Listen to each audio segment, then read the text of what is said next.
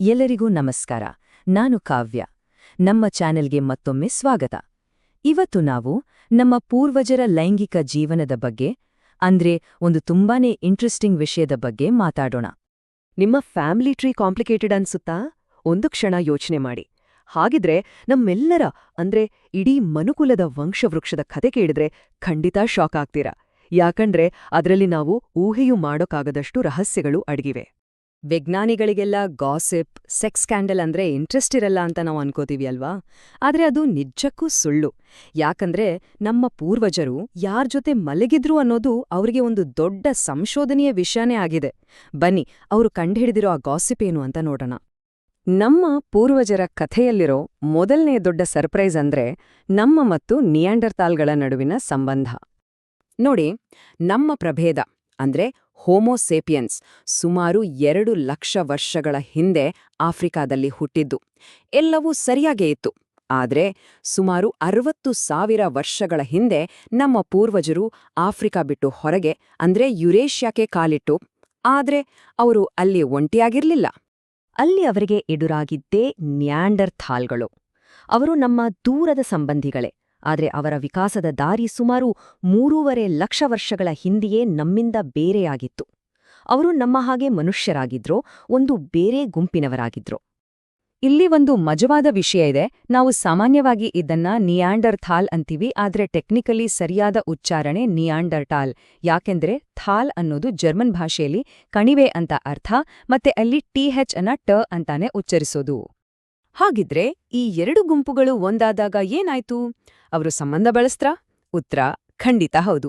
Shocking ವಿಷಯ ಏನಂದ್ರೆ, ಇವತ್ತಿಗೂ ಆಫ್ರಿಕಾದ ಹೊರಗಿನ ಮೂಲದ ಜನರ ಡಿಎನ್ಎಯಲ್ಲಿ 1-4% ನಿಯಾಂಡರ್ಥಾಲ್ ಡಿಎನ್ಎ ಇದೆ.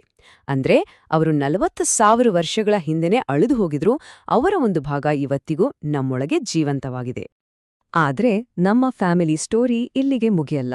ಇದು ಇನ್ನೂ ಕಾಂಪ್ಲೆಕ್ಸ್ ಆಗತ್ತೆ. ನಿಯಾಂಡರ್ಥಾಲ್ಗಳು ನಮ್ಮ ಏಕೈಕ ಪ್ರಾಚೀನ ಸಂಬಂಧಿಗಳಲ್ಲ. ಡೆನಿಸೋವನ್ಗಳು ಅಂತ ಇನ್ನೊಂದು ಮಿಸ್ಟೀರಿಯಸ್ ಮಾನವ ಗುಂಪನ್ನ ಭೇಟಿಯಾಗಿ. ಅವರ ಬಗ್ಗೆ ನಮಗೆ ಜಾಸ್ತಿ ಪಳಿಯುಳಿಕೆಗಳೇನೂ ಸಿಕ್ಕಿಲ್ಲ. ಆದ್ರೆ ಅವರ ಡಿಎನ್ಎ ನಮ್ಮ ಇತಿಹಾಸದ ಇನ್ನೊಂದು ಅಧ್ಯಾಯವನ್ನ ತೆರೆದಿಟ್ಟಿದೆ. ಈ ಚಾರ್ಟ್ನಲ್ಲಿ ನೋಡಬಹುದು, ಡೆನಿಸೋವನ್ಗಳ ಡಿಎನ್ಎ ಕುರುಹುಗಳು ಇವತ್ತಿನ ಜನರಲ್ಲೂ ಇದೆ. ಅದರಲ್ಲೂ ವಿಶೇಷವಾಗಿ ಆಗ್ನೇಯ ಏಷ್ಯಾದಲ್ಲಿ ಜಾಸ್ತಿ ಕಾಣಿಸುತ್ತೆ.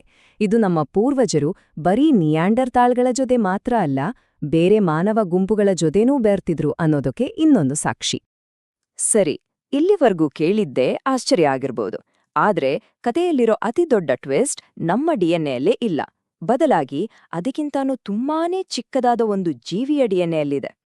ನೋಡಿ, ಹೆಚ್ಚಿನ ಪ್ರಾಣಿಗಳ ಮೈಮೇಲೆ ಒಂದೇ ಜಾತಿಯ ಹೇನು ಇರುತ್ತೆ. ಆದ್ರೆ ಮನುಷ್ಯರು ಬೇರೆ. ನಮ್ಮ ದೇಹದಲ್ಲಿ 2 ಬೇರೆ ಬೇರೆ ಜಾತಿಯ ಹೇನುಗಳಿವೆ. ಒಂದು ತಲೆಯಲ್ಲಿ ವಾಸಿಸಿದ್ರೆ ಇನ್ನೊಂದು ಗುಪ್ತಾಂಗದ ಜಾಗದಲ್ಲಿರುತ್ತೆ. ಹಾಗಿದ್ರೆ ಈ 2ನೇ ಜಾತಿ ಹೇನು ನಮ್ಗೆ ಎಲ್ಲಿಂದ ಬಂತು? ಇದು ಬಯಾಲಜಿಯ ಒಂದು ದೊಡ್ಡ ಒಗಟಾಗಿತ್ತು. ಇದಕ್ಕೆ ಉತ್ತರ ನಿಜ ಹೇಳಬೇಕಂದ್ರೆ ತಲೆ ತಿರುಗುವಂತಿದೆ.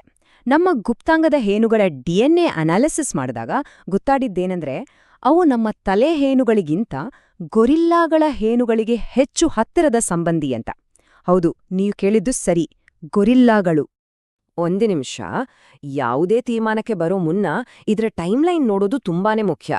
ಈ ಹೇನುಗಳ ಟ್ರಾನ್ಸ್ಫರ್ ಆಗಿದ್ದು ಸುಮಾರು 3.3 ಮಿಲಿಯನ್ ವರ್ಷಗಳ ಹಿಂದೆ. ಅಂದ್ರೆ ಇದು ನಮ್ಮ ಅಂದ್ರೆ ಆಧುನಿಕ ಮಾನವರ ಕಾಲದಲ್ಲಿ ಆಗಿದ್ದಲ್ಲ. ಬದಲಾಗಿ ಆಸ್ಟ್ರೇಲೋಪಿಥೆಕಸ್ನಂತಹ ನಮ್ಮ ಅತಿ ಪುರಾತನ ದೂರದ ಪೂರ್ವಜರ ಕಾಲದಲ್ಲಿ ಆಗಿರಬಹುದಾದ ಘಟನೆ ಇದು. ಹಾಗಾದ್ರೆ ಈ ಎಲ್ಲ ಆಶ್ಚರ್ಯಕರ ಸಂಶೋಧನೆಗಳು ನಮ್ಮ ಮಾನವ ಇತಿಹಾಸದ ಬಗ್ಗೆ ನಮಗೆ ಏನ್ ಹೇಳುತ್ತೆ? ಇದೆಲ್ಲ ತೋರ್ಸೋದೇನೆಂದ್ರೆ, ನಮ್ಮ ವಂಶವೃಕ್ಷ ಒಂದು ನೇರವಾದ ಗೆರೆಯಲ್ಲ, ಅದೊಂದು ತುಂಬನೇ ಕಾಂಪ್ಲೆಕ್ಸ್ ಆದ ಜಾಲ. ಇದರಲ್ಲಿ ನಿಯಾಂಡರ್ಥಾಲ್ಗಳು, ಡೆನಿಸೋವನ್ಗಳು ಮತ್ತೆ ಹೌದು, ಆ ಹೇನುಗಳ ಕಥೆಯ ಮೂಲಕ ನಮ್ಮ ಅತಿ ಪುರಾತನ ಪೂರ್ವಜರು ಕೂಡ ಸೇರಿದ್ದಾರೆ. ನಾವು ನಮ್ಮ ಜೆನೆಟಿಕ್ ಕೋಡ್ನಲ್ಲಿ ಅಡಗಿರೋ ರಹಸ್ಯಗಳನ್ನ ಈಗಷ್ಟೇ ಅರ್ಥ ಮಾಡ್ಕೊಳ್ಳೋಕೆ ಶುರು ಮಾಡಿದಿವಿ.